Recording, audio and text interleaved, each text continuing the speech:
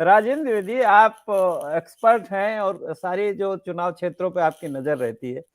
क्या पिछले 3 निर्वाचन क्षेत्र मतलब दौर के मतदान में कुछ ऐसा हुआ है जिससे लगता है कि विदाई तय हो, या बीजेपी के नेताओं को कुछ चिंतित होने की आवश्यकता है? ऐसा कुछ दिखा क्या आपको? रामदास जी, मैं तो डेटाबेस बात कर रहा हूँ जो आप कह रहे हैं। जी जी। जो पहले चरण का जो इलेक्शन हुआ था उसमें 58 में 53 सीटें थी। दूसरे चरण में जो है 49 थी। तो 91 सीटें थी 113 में। और इन 91 सीटों में 80 सीटें ऐसी थी जहां मुस्लिम 75,000 से लेकर 2.5 लाख तक हैं। पहले चरण में तो 48 सीटें थी, 55 में 48 सीटें थी। मुरादाबाद, रामपुर से लेकर पूरा बेल्ट जो है, ये 48 सीटें थी जो मुस्लिम बाहुल हैं। ठीक है। पहले नहीं, दूसरे चरण में, पहले चरण में दूसरे चरण में था। जी। पहले चरण में 32 सीटें थी।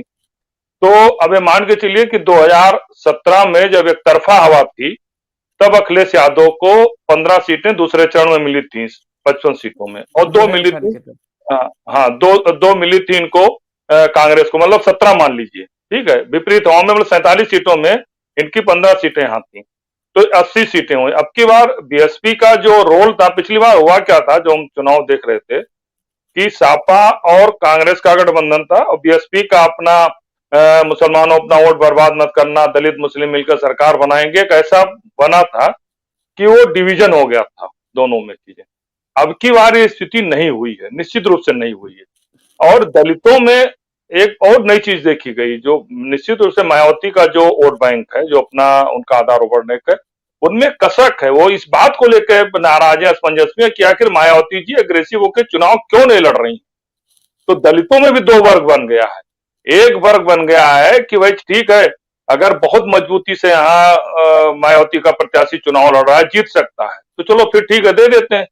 नहीं हुआ तो वहां दो तरीके का है। एक तो यह है कि जो बीजेपी से नाराज दलित है, मायावती का समर्थक है लेकिन बीजेपी से नाराज है, और ये देख रहा है कि मायावती जी चुनाव नहीं जीत रही है, तो समाजवादी पार्टी के बाद शिफ्ट हो गया है। दूसरा ये है, देख रहा है कि अगर ठीक है मायावती जी नहीं जीत रही कुछ है, तो बीजेपी के साथ चला गया है। ठीक है। एक ये दलितों में भी है। पहले चरण, दूसरे चरण, कल तीसरे चरण का जो चुनाव होता है, इसमें 25 सीटें दलित बिल्कुल निर्णायक भूमिका आती है। ये पूरा बेल्ट आपको याद होगा, काशीराम से लेकर अब तक का पूरा बेल्ट जो दलितों को निर्णायक भूमिका में रहा। बुंदेलखंड भी था हाँ, उसमें। बुंदेलखंड तो बुंदेलखंड में अभी भी तमाम समीकरण के बावजूद बीजेपी अपर हैंड है। बुंदेलखंड में अभी भी चीजें, वहां पर तमाम और सारे समीकरण है जो मोदी जी ने कल्याणकारी योजनाएं चलाई हैं, वो एक लेवल पर एक तबके को वहां पर लाभ दे रहा है। तो बुंदेलखंड में तो मैं मानता हूँ कि 19 की 1900 विधानसभा सीटें बीजेपी की थी, तो वो 19 वाली स्थिति तो नहीं है, लेकिन अपना मानना है कि 10-12 मतलब 5-7 कम होगी, ज्यादा वहां नहीं, अपर हैंड रहेंगे।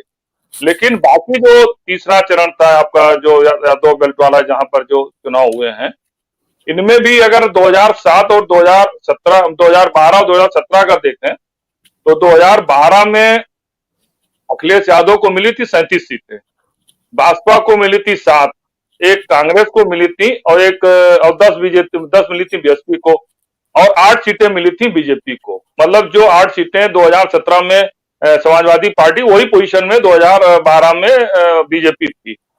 तो अब स्थिति ये हुई है यहाँ पर कि 2017 की स्थितियां, बहुत सारे समीकरण बदले हुए थे।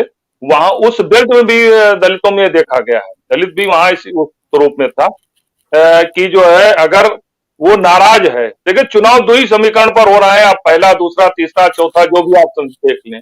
एक तो यह है, एक सत्ता के पक्ष में, एक सत्ता के विरोध में है। एक सत्ता बचाओ, एक सत्ता हटाओ, दो ही चुनाव।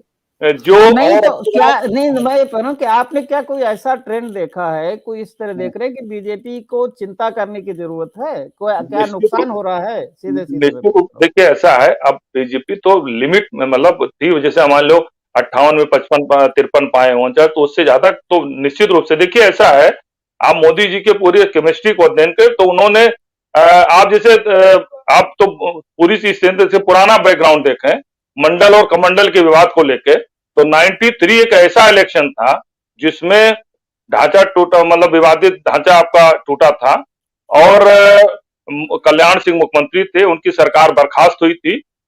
एक अजीब सा हिंदुत्व का एजेंडा था, बिल्कुल जबरदस्त रूप से।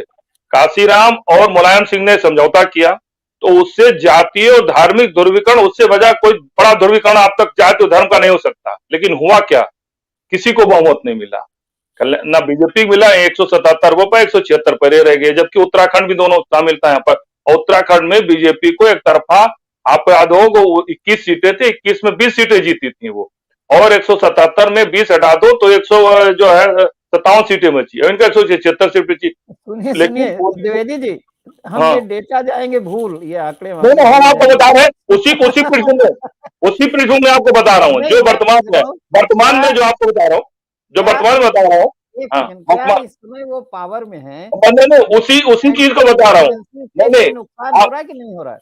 नहीं नहीं, उसी चीज को बता रहा हूँ कि उसी चीज को जब उन्होंने 93 देखा, तो मोदी जी ने धर्म और जात को मिला के एक मिक्सचर बनाया, एक मिक्सचर बनाया जातीय और धार्मिक ध्रुवीकरण का, जातियों का, मोस्ट बैकवर्ड का, माइनस यादव, एक ध्रुवीकरण बनाया, और जिसका लाभ इनको 2017 में मिला, केशव मौर्य को आगे किया, और एक धर्म का आड़ लिया, और जातीय बैकवर्ड, मोस्ट बैकवर्ड का ध्रुवीकरण बनाया।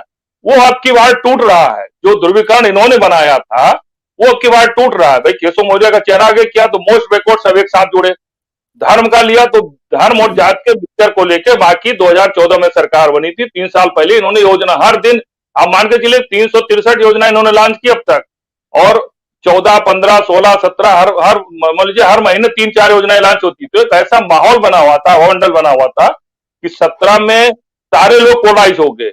अब की बार 2022 में जो हो रहा है, वही मैं कहना चाहता हूँ। 93 का इसलिए उदाहरण दिया कि जब जाति और धर्म का वो समझते हुए इन लोगों ने मिक्सचर बनाया, तो वो मिक्सचर अब की बार टूट गया है। उस मिक्सचर को अखिलेश यादव ने अपने हिसाब से उसमें तोड़ करके, अब की जैसे तीसरे चरण में तो मैं गया, तो चुनाव क्षेत्र में था, अखिलेश यादव ने 2 काम किया। एक तो पहला ये किया कि जितने 12 से 17 वाले दिक्कत पैदा करने वाले थे, जो इनके बाहुबली थे या जिनको लेके बदनामी हो रही थी, उनको ने अपने से दूर हट रखा था पूरे चुनाव में। तो एक ये जो मैसेज जा रहा है कि नई सपा की स्थिति, दूसरा परिवारवाद को लेकर दूर किया था। तो जो मिक्सचर इनका था, मोस्ट बैकवर्ड, पिछड़ा और धार्मिक वाला, वो टूटा है। और राजीव 15 तिवारी, पर, मैं जरा राजीव तिवारी के पास चलता हूँ, ये भी पुराने जर्नलिस्ट हैं और लखनऊ के अलावा कानपुर, उन्नाव, आज भी ये सब घेरे। क्या आपको लगता है कि, आपको भी लगता है कि ये टूटा है जो बीजेपी का तिलिस्म कहिए या गठजोड़ कहिए, और इससे कुछ नुकसान हो रहा है, आपको लगता है? लोगों से बातचीत में क्या लगता निश्चित रूप से ये तिलिस्म टूटता हुआ नजर आ रहा है। और एक संघ के बहुत ही प्रभावशाली उत्तर प्रदेश के अगुवा हैं, उनका नाम लेना अभी उचित नहीं है। एक उनके हिसाब से गोपनीय तरीके से उन्होंने इस बात को जो है अपनी मीटिंग में कहा है कि अगर तुलनात्मक रूप से 2 चुनावों में या 2 चेहरे के बीच में हमें चुनाव करना होगा, तो योगी की उत्तर प्रदेश की सरकार अगर जाती भी है तो हम कुर्बान कर सकते हैं, 24 की मोदी की सरकार नहीं जानी चाहिए। ये बहुत बड़ा एक मैसेज है, चाहे संघ कैडर हो चाहे बीजेपी कैडर हो। उत्तर प्रदेश में अगर योगी की सरकार कुर्बान करके 24 में, क्योंकि आपको याद होगा मोदी जी ने कुछ दिन पहले कहा था कि मेरी सरकार अगर बनानी है 24 में तो योगी जी को वोट दीजिए 22 में। लेकिन 2-3 चरण के बाद जो मतदान के रुझान आए हैं, फीडबैक निश्चित रूप से सबको मिला होगा, हम लोग को मिल रहा है, तो शासन प्रशासन की मशीनरी को भी मिल रहा होगा, सरकार को भी मिल रहा होगा, पॉलिटिकल पार्टीज को और आरएसएस को या तमाम दूसरे संगठन को जो इंटरेस्ट ले रहे हैं, जो रुचि ले रहे हैं, उनको मिला होगा। जब एक नुकसान और फायदे की बात आती है तो कई बार ये कोशिश की जाती है कि कम से कम नुकसान में हमारा भविष्य का एक बड़ा सा फायदा हो जाए। इस स्ट्रेटजी पे अब संघ और बीजेपी के जो मेन रणनीतिकार लोग हैं, ये चाहते हैं कि क्योंकि उनका मानना यह है कि देश यानी कि हिंदुस्तान यानी कि भारतवर्ष पे ज्यादा समय तक शासन करने का मेन जरिया तो केंद्र ही, असली सरकार केंद्र सरकार होती है, राज्यों की सरकार को वो सब्सिडरी के रूप में ले रहे हैं। इस स्ट्रेटजी में फिलहाल काम तो शुरू हो गया, यानी कि पिछले 3 चरणों में जो मतदान हुआ है उसका रुझान उनको मिलने लगा है।